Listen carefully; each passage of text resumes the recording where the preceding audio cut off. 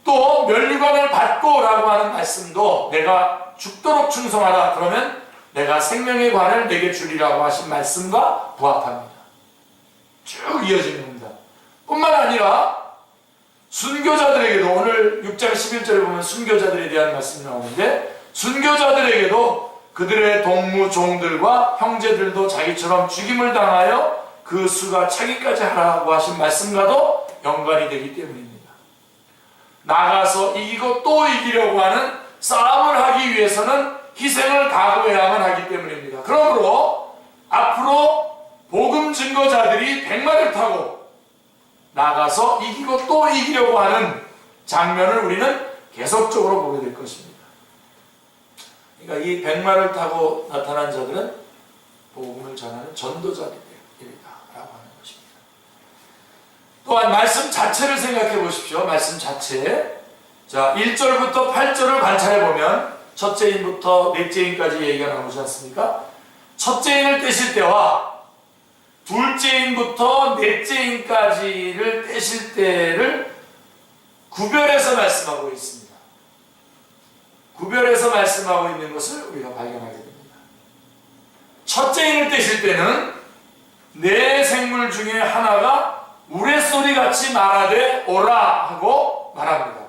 그런데 둘째부터 넷째까지 인을 뗄 때는 그냥 생물이 말하되 라고 할 뿐 우레소리 같이 라고 하는 묘사가 없습니다. 이것도 굉장히 중요합니다.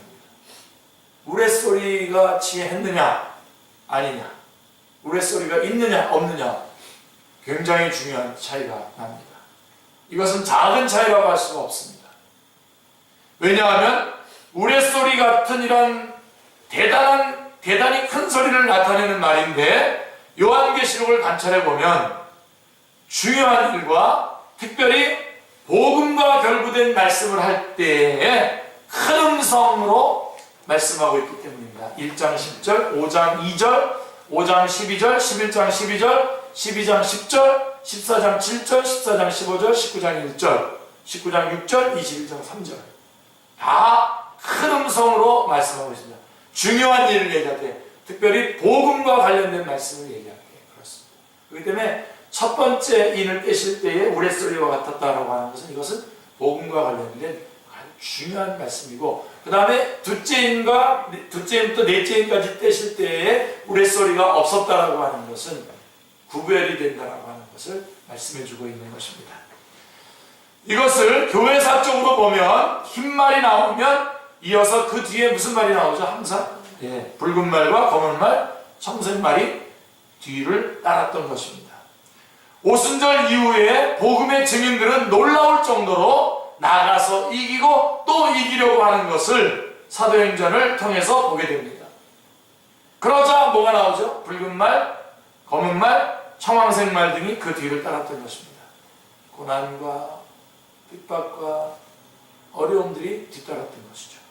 어느 시대나 복음이 이기고 또 이기려고 하면 붉은 말, 검은 말, 청색 말은 등장하기 마련입니다. 그러니까 이 기간은 복음과 재앙이 동시에 나타나는 기간이라고 볼 수가 있는 것입니다. 아멘이죠? 네, 언더가 스탠이시죠? 이해가 되시죠? 요한계시록 14장 14절부터 20절에서도 익은 곡식을 추수하는 것이 나오고, 그 다음에 뒤에는 뭐가 나오죠? 익은 포도의 수확, 심판이 동시에 이루어지고 있는 것을 보게 됩니다. 왜 이처럼 흰말을 탄 자에 관해서 열을 올리고 있느냐 하면, 전투하는 교회란 나가서 이기고 또 이기려고 하더라 라고 하는 싸움을 계속해야 될 사명이 있음을 강조하기 위해서입니다. 아멘. 네. 승리하신 주님께서 요한계시록이라고 하는 편지를 교회들에게 발송하신 목적은 이 한 말씀을 하시기 위함이라고 말해도 과언이 아닌 것입니다. 어떤 분들은 활만 가졌고 화살이라고 하는 언급이 없다는 말을 합니다만은, 활을 가졌다면 화살은 포함되는 것이죠. 중요한 요점은 시편 78편 9절의 말씀처럼 에브라임 자손은 무기를 갖추며 활을 가졌으나 어떻게 했다고요? 전쟁의 날에 물러갔도다. 에브라임 지파가 그랬죠. 이러한 말씀처럼 후퇴를 해서는 안 된다는 것입니다. 이 싸움에서 후퇴해서 안 된다는 것이죠. 에브라임으로 대표되는 10지파는 막강한 힘을 소유했으면서도 다윗에게 세워주신 메시아 언약을 위해서 힘써 싸운 것이 아니라 전쟁의 날에 나라를 찢어서 물러갔던 것입니다. 북쪽 이스라엘을 대표하는 지파가 에브라임 지파고 남쪽 유다가 유다 지파입니다. 히브리서 10장 38절의 말씀처럼 뒤로 물러가면 내 마음이 그를 기뻐하지 아니하리라 라고 말씀하고 있습니다. 십자가 군병들에게는 후퇴란 없습니다. 아멘. 예. 고린도후서 10장 4절 5절 말씀을 보세요. 같이요. 우리의 싸우는 무기는 육신에 속하는 것이 아니요 오직 어떤 견고한 진도 무너뜨리는 하나님의 능력이라 모든 이론을 무너뜨리며 하나님 아는 것을 대적하여 높아진 것을 다 무너뜨리고 모든 생각을 사로잡아 그리스도에게 복종하게 하니. 예. 복음 전도자는 어떤 견고한 진도 무너뜨리는 하나님의 능력을 가지고 있습니다. 아멘. 이 사실을 놓치지 마시기 바랍니다. 예, 그래서 우리는 얘기하잖아요. 많은 얘기들을 할 때 스스로 기를 죽는 얘기들을 하는데요. 저는 반대입니다. 예. 이슬람이 얼마나 강한지 막 밀고 오는데 큰일 났다고 말해요. 큰일 났다고. 예, 어떤 면에서 큰일 난지 모르겠지만 저는 오히려 전의를 불사르게 됩니다. 그래, 그 정도는 내가 한번 물리치는 거죠. 그죠? 저는 자주 요즘도 축구를 합니다만 축구할 때 상대팀이 아주 빡센 팀, 강한 팀이 오면 한번 해볼만 합니다. 한번. 재밌습니다. 또 요즘에 무슨 동성애라든가 여러 가지 무슨 어떤 무슨 시덥지 않게 무슨 전쟁이 일어난다 이런 그런 예언들과 이런 것들 때문에 막 그렇게 말하는 것 때문에 막 두려워하고 동성애를 얘기하는 게 그건 또 어떤 교수가 나와서 기독교를 좀 평온하는 얘기를 하고 그러면 죽는 소리 하고 그러는데요. 여러분 왜 죽는 소리를 합니까? 어떠한 견고한 진도 무너뜨리는 하나님의 능력을 우리 복음 전도자들은 가지고 있습니다. 아멘. 에브라임 같이 물러나지 말고 내가 다윗의 자손, 내가 복음을 들고 있고 이 복음은 어떠한 견고한 진도 파해버리는 능력이다라고 하는 것을 믿고 이 복음을 가지고 앞으로 달려나가서 싸우는 겁니다.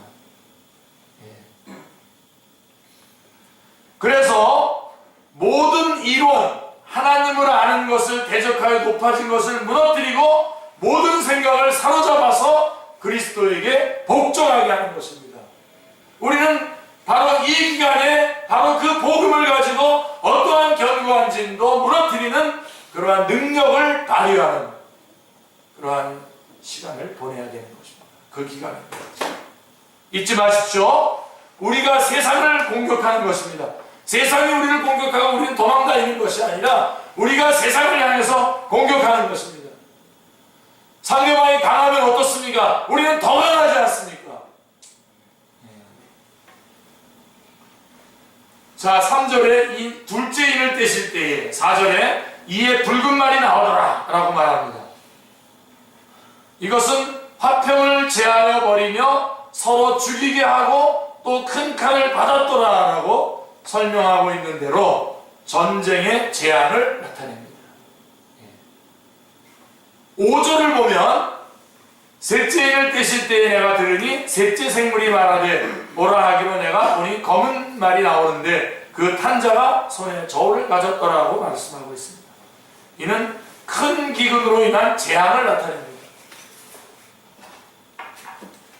셋째 인까지 얘기했고요. 그 다음 7절 8절을 보면 같이 읽겠습니다. 넷째 인을 떼실 때에 내가 넷째 생물의 음성을 들으니 말하되 오라 하기로 내가 보매 청황색깔이 나오는데 그 탄자의 이름은 사망이니 음부가 그 뒤를 따르더라. 그들이 땅 4분의 1의 권세를 얻어 검과 흉년과 사망과 땅의 짐승들로서 죽이더라. 말씀하고 있습니다. 자, 청황색이라고 하는 이미지가 말씀해주고 있듯이 이것은 사망의 재앙입니다. 사망. 자, 여기서 꼭 기억해야 될 것이 하나 있어요. 자, 땅 4분의 1의 권세를 얻어라고 하는 묘사입니다. 땅 4분의 1의 권세를 얻어. 자, 그러니까 여기서 하나님은 땅 4분의 1의 권세를 4절에서 허용하신 겁니다. 왜 4분의 1로 한정을 하셨습니까?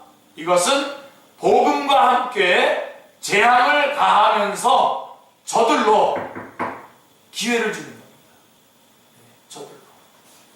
회개케 하시려는 목적이 있음을 나타내고 있는 것입니다. 제가 여기 이렇게 두들기니까 이게 그 동영상으로 이렇게 됐잖아요. 그래서 제가 동영상을 이렇게 보면 툭툭툭 두들기면 갑자기 우리 집에 돌체가 막 일어나가지고 막 문으로 막합니다. 두들기는 거잖아요. 예. 아, 잠좀 깨셨습니까? 예. 예. 제가 중요할 때 이걸 이렇게 두들깁니다.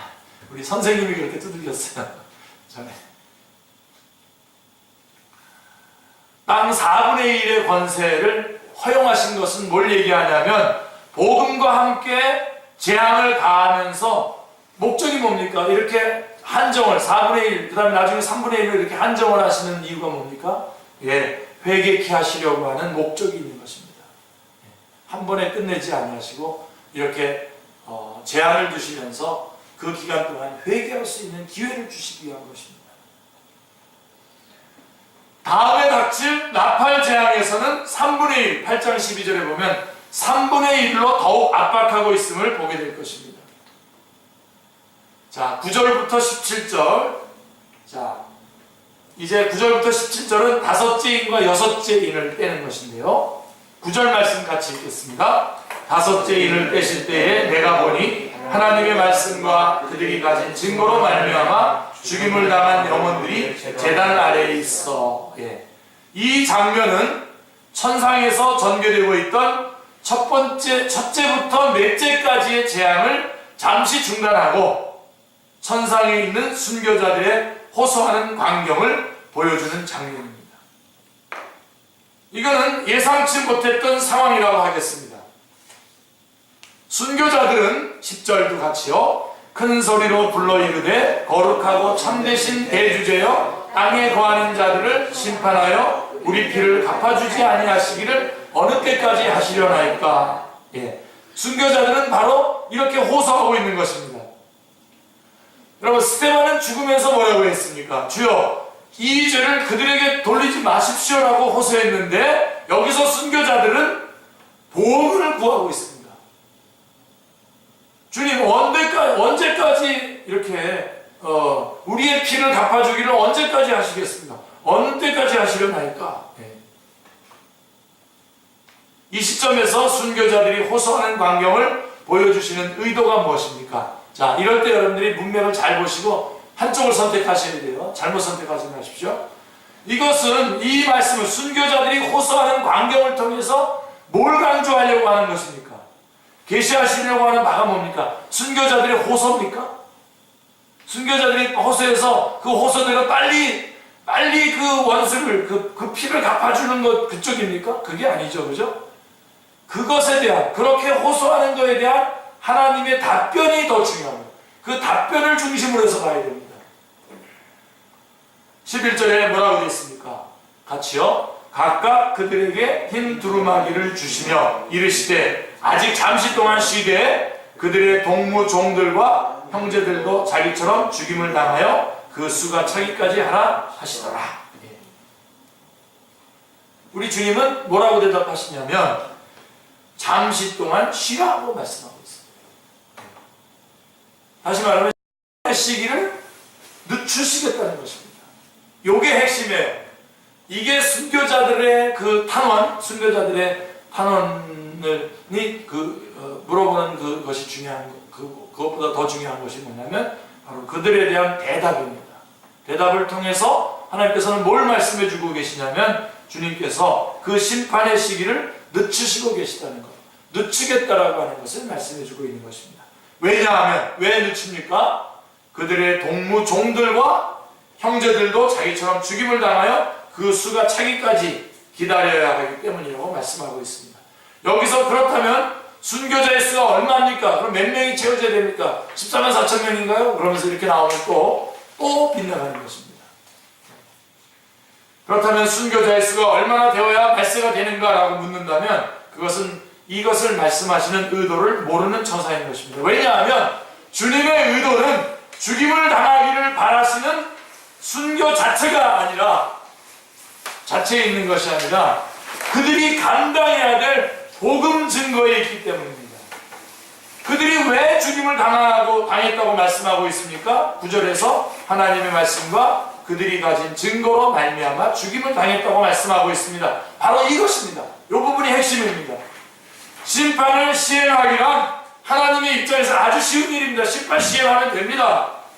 그러나 하나님의 의도는 최후 심판을 내리기 전에 하나님의 말씀 즉 복음을 증거하여 회개케 하시기를 원하고 계시는 것입니다. 복음이 빨리 더 증거되어서 많은 사람이 더 회개하기를 원하고 계시는 것이기 때문에 이 심판이 좀 미루어지고 있는 것을 말씀하는 내용들이 바로 이러한 내용들로 순교자의 이런 탐험과 이런 것들로 나오게 되는 것입니다.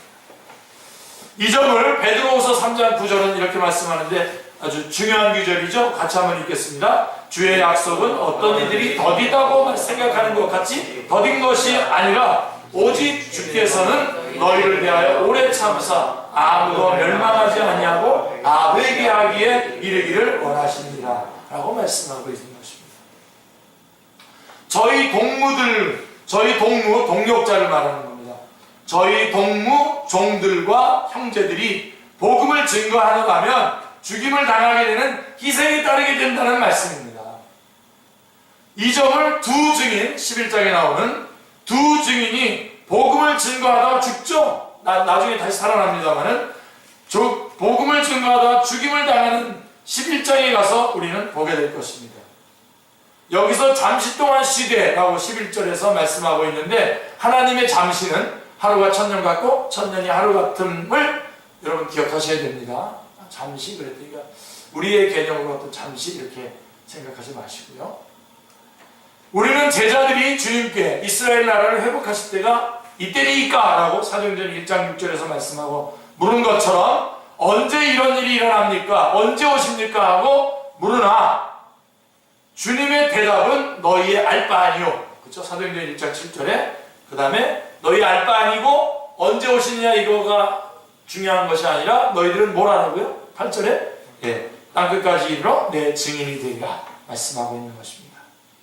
이게 바로 9절에서 하나님의 말씀과 그들이 가진 증거로 말미암아 죽임을 당한 순교자들이 재앙 가운데서 등장하는 이유인 것입니다. 그러니까 이 순교자들이 등장하는 것은 이들이 등장하거나 이들의 탄원이라든가 이런 것들이 중요한 것이 아니라 이것을 통해서 우리가 지금 해야 될 일이 뭐냐, 어떤 그때가 언젠지가 중요한 것이 아니라 지금 우리가 열심히 주의 말씀을 붙잡고 복음을 증거하는 것이 중요하다라고 하는 것을 설명하기 위해서 순교자들의 이야기가 등장하고 있는 것입니다. 아멘. 하나님께서 재앙의 수위를 4분의 1에서 6장 8절 그 다음에 3분의 1 8장 12절로 높여가셔도 이 재앙으로 죽지 않고 남은 사람들은 회개하지 아니하더라라고 하는 사실 때문입니다. 이 사실이 여전히 남아있는 거예요. 왜 그렇습니까? 자, 여기서도 여러분들이 꼭 하나 붙잡으셔야 되는 건 자연계시, 재난을 포함해서 자연계시란 하나님의 사랑과 은혜를 깨닫게 하는 데는 최소한도는 되지만 미흡합니다. 충분하지 않습니다. 우리가 하나님을 부인하는 것을 정당화할 수는 없게 하시지만 그러나 그것으로서 하나님의 사랑과 은혜를 깊이 깨닫게 하기에는 미흡합니다.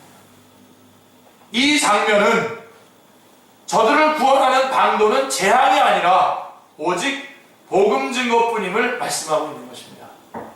그러니까 여러분, 우리가 주님께서 많은 그런 어떤 그 상황과 현상들을 일으킬 것입니다. 사람들이 주님 앞에 돌아오도록. 그러나 그럼에도 불구하고 결국은 복음이 증거되지 않으면 복음은 전해지지, 이 생명의 말씀은 전해지지 않는 겁니다. 그런 거에 의존해서 돌아온다면, 그런 문제가 해결이 된다면 다시 다 떠납니다. 어느 때 많은 사람들이 많이 주님 앞에 돌아왔냐면요, 교회 안으로 돌아왔냐면 1차 대전, 2차 대전 직후에 사람들이 많이 돌아왔습니다. 그 1차 대전, 2차 대전 그 직전에 인본주의 운동들이 쭉 진행되면서 인간들이 뭐 하나님을 다 이기는 것 같은 그런, 그때 교회들을 많이 떠났는데요, 사람들이. 그러나 1차 대전, 2차 대전을 하면서 인간들이 하는 짓이 그렇지 이러고서는 실망을 하고 교회로 다시 많이 돌아왔습니다. 그러나 여러분, 다시 평안해지면 어떻게 되죠? 그것이 동기가 돼. 다시 또 떠나는 겁니다. 그렇기 때문에 여러분, 복음으로 돌아오고 복음이 증거되는 거예요. 오늘 우리에게 요한계시록의 말씀을 우리가 오늘도 공부하는 중요한 이유는 뭐냐면, 우리가 지금 시간, 때를 얻든지 못 얻든지 이 복음을 증거하는 일에 우리의 생명을 드려야 된다는 거죠. 우리의 모든 것들을 다 드려서 지금 이 기간 동안에 복음을 던져요. 복음이 아니고서는 다른 방법으로는 주님 앞에 돌아올 수 있는 방법이 없습니다.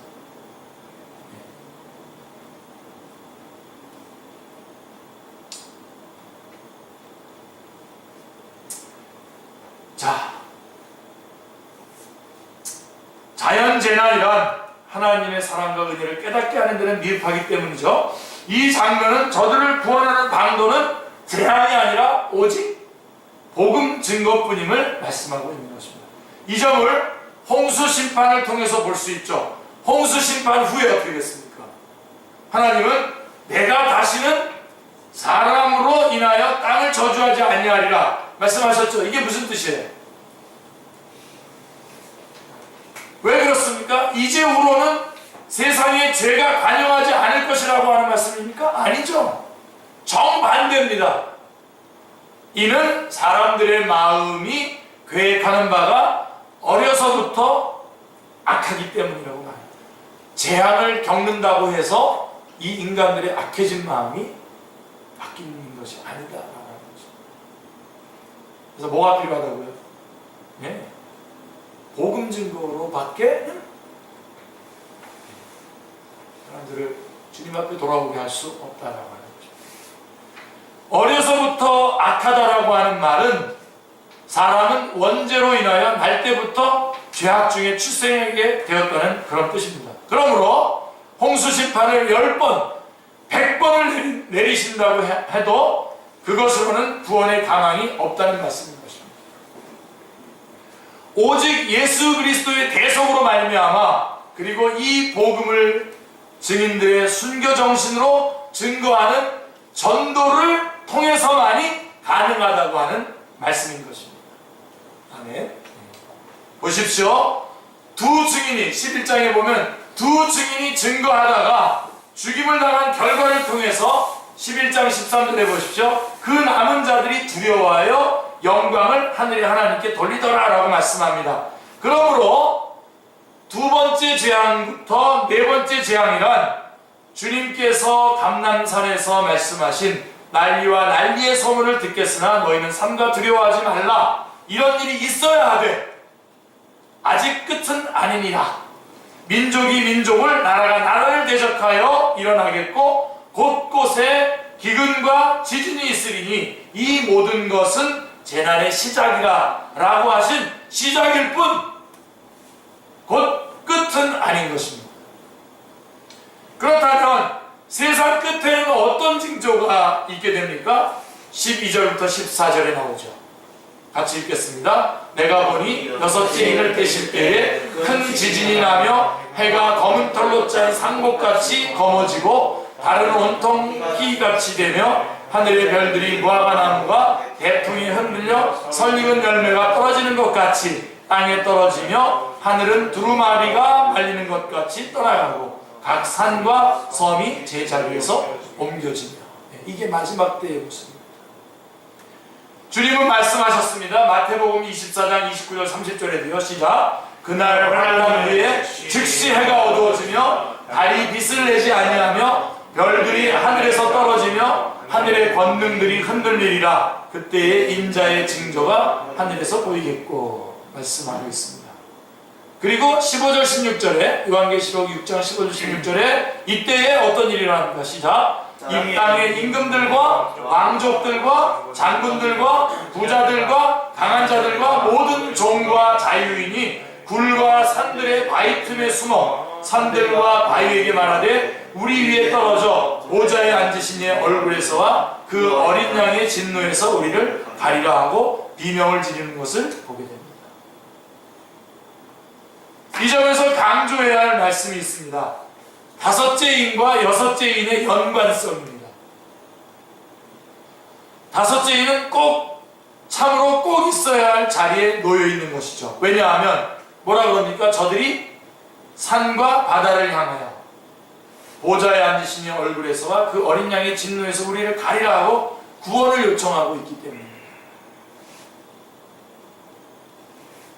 저들을 구원해 줄 수 있는 것은 돈도 아니고 명예도 아니고 권력도 아닙니다. 뭐죠?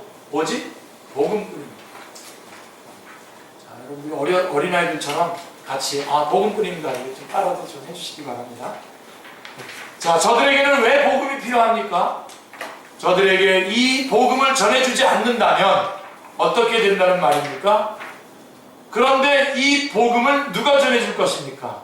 저들에게 복음을 주어야 할 사명이 다섯째 인에서 말씀하신 그들의 동무 종들과 형제들에게 있는 것이며, 그래서 잠시 동안 기다리라고 말씀한 것이고, 이것이 다섯째 인과 여섯째 인을 연결시켜주고 있는 것입니다. 연관성입니다. 저들은 진노에서 우리를 가리라고 부르짖고 있는데, 진노의 날에 저들을 가리워줄 수 있는 것은 산과 바위가 아닙니다.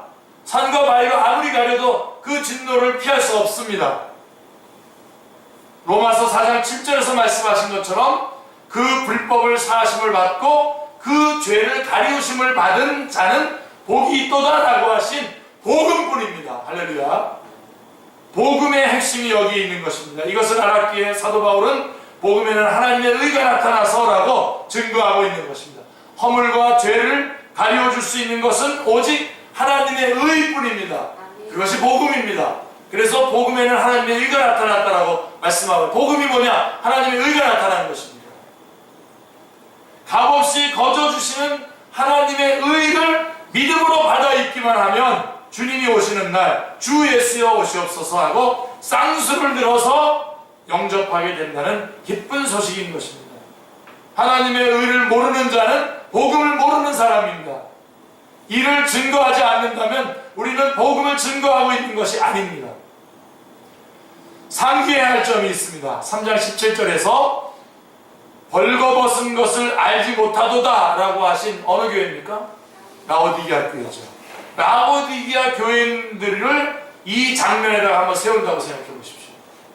어떻게 될까요? 어떠하겠습니까?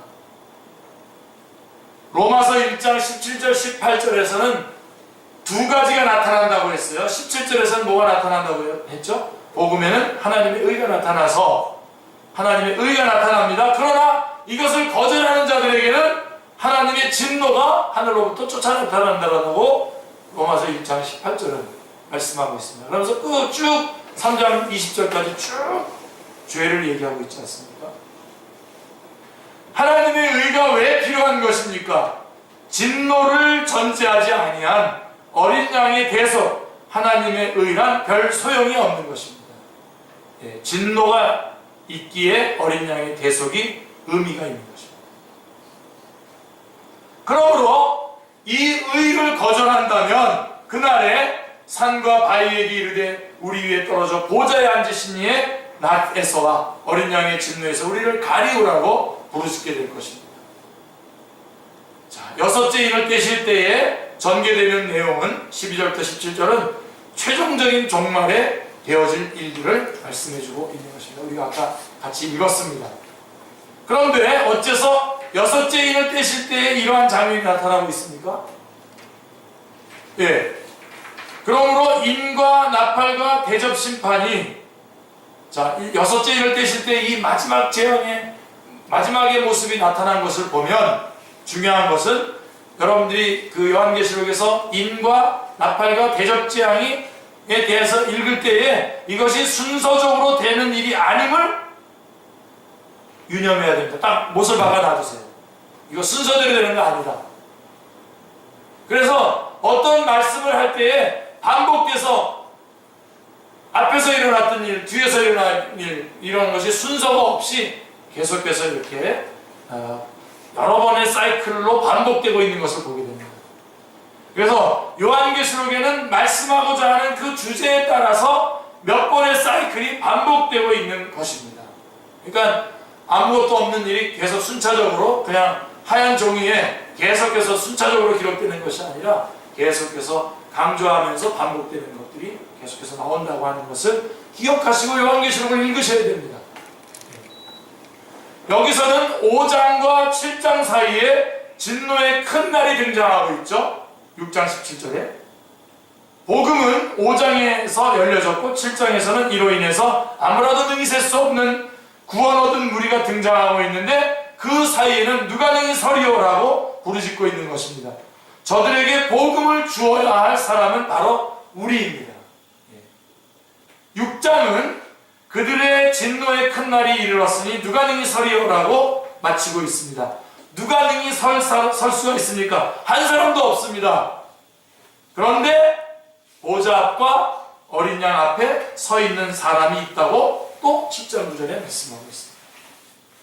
그리고 그들은 7장 10절에서 큰 소리로 외쳐 이르되 구원하심이 보좌에 앉으신 우리 하나님과 어린 양이 있도다라고 말씀하고 있는 것입니다.